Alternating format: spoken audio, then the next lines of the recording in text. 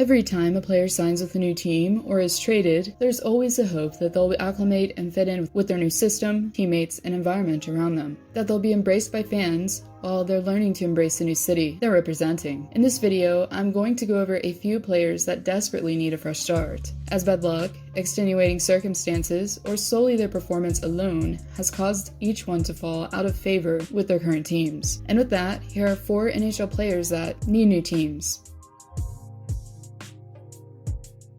Galchenyuk has accomplished what very few players get to in their careers, let alone before turning 30. The forward, throughout his career, professionally, has represented at one time all 4 divisions currently in the league. As number 27, within the span of 3 years, has dressed for all 4 different teams that are obviously scattered about. A journey that began in Montreal and is soon to end with Minnesota. But really, coming in as a 3rd overall pick from Sarnia, Galchenyuk seemed like a game changer. Possessing tremendous puck handling skills combined with a lethal shot, Galchenyuk seemed to be coming into the league a player that would find a home easily. Unfortunately though, after a glimpse of brilliance displayed in Montreal where he notched 2 50-point seasons, Galchenyuk found himself being shipped to the desert upon being traded. But after a decent season with the Yotes, after recording 41 points in 72 games played, the forward was apparently expendable once the prospect of Phil Kessel was presented. Initially, Galchenyuk was brought into the Steel City as a depth scorer, and was seen as a guy that could contribute 20 goals easily, with better talent surrounding him.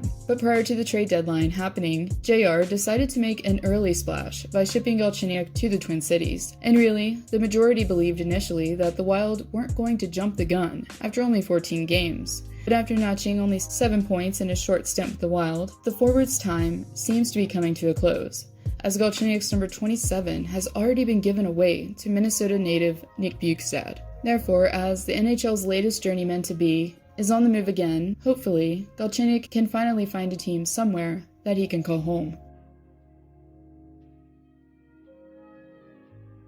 And ironically, the player that was actually traded for Galchenyuk by Arizona has also found himself facing uncertainty regarding his current team. At first, Habs fans displayed much hesitation for the 1-for-1 as Domi had been struggling to produce offensively, with only 9 goals the prior season, compared to Galchenyuk's 18. Therefore, coming in from Arizona, Domi had a lot to prove. But as his debut season as a Hab approached, Domi didn't disappoint, as number 13 embraced the center role while relying on his speed and agility to notch a career high of 72 points, with an impressive 28 of them being goals. Therefore, for Domi, it seemed like he'd found the right recipe for offensive success in Montreal. But as the next season rolled around, Domi found himself playing in unfamiliar territory, as he was moved to wing instead of his usual center position. Over the last few games, we've noticed that Max isn't skating as well on wing as he was at center, Montreal's coach says. What's surprising is that he spent the majority of his career at wing. When he played center last year, he used his speed the right way. That's why we decided to put him back at center, Claude Julien says. Center or not, there was another issue that presented itself not long after, as Domi found himself warming the bench due to, according to Claude Julien, taking bad penalties.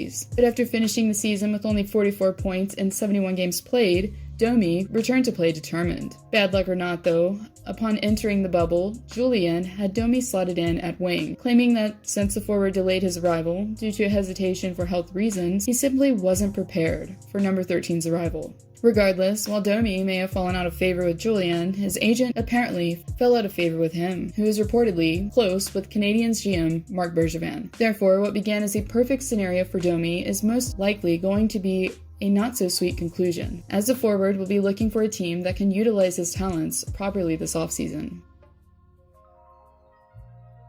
Every player has their own unique set of obstacles to overcome while playing on hockey's biggest stage, but for Bobby Ryan, his required extra care and support this past season, as the forward opened up about his struggles with alcohol addiction and his choice to undergo treatment through the NHL Players Association. Ryan, who was a key contributor in the Senators' success throughout the 2017 postseason, had become a staple throughout the organization and was thought to be in the running for captaincy. And after taking a step away from the game in November, Ryan returned to Canada's capital to play possibly the most meaningful game of his entire career, as number 9, upon his first home game since treatment, returned to score a natural hat-trick against the Vancouver Canucks. Fans, who gave Ryan a standing ovation, could be shown bringing the forward to tears, as he had seemingly found redemption. Regardless though, as heartfelt and Hallmark-esque as this story is, the Senators, in an attempt to clear potential cap space, proceeded to put Ryan on waivers, and ultimately bought out his contract. The deal that was set to expire in 2022 had Ryan bringing in $7.5 million for the next couple seasons. Even still, Ryan, at 33 years of age, and a few 50-point seasons under his belt, could, if given the opportunity, prove himself yet again to another team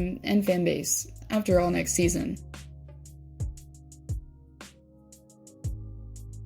The circumstances surrounding Matt Murray and his tenure in Pittsburgh don't happen often, or do they? As Murray, who is a rookie sensation for the Steel City, has been given his subtle sentence as trade bait upon the Tristan Jarry signing. And really, though initially anyway, at the start, Murray seemed to be the tendy that the organization had ordained, as a guy following the departure of Marc-Andre Fleury. But with great power in this case came great expectation for the young netminder, as Pittsburgh's fan base was seemingly torn by the concept that Murray had come out of nowhere and forced their starter for over a decade out of the crease indefinitely. And whether it was the pressure or just plain lack of confidence between the pipes, Murray returned for the 2017-18 season to record a .907 save percentage and a 2.92 goals against average. Upon the next season's beginning, number 30's numbers began to show improvement. But throughout his final season with the Berg, Murray ironically found himself on the other side looking in, as he quickly found himself battling his former roommate and Wilkes-Barre Scranton teammate Tristan Jarry for the crease. And unfortunately, after recording the worst save percentage of his career with a .899 and falling out of favor with the fan base, Murray will most certainly be suiting up for a new team next season. But after such a tough turn of events for the netminder, he's going to be without a doubt hoping to prove himself while surrounded by a fan base that wants him there to begin with.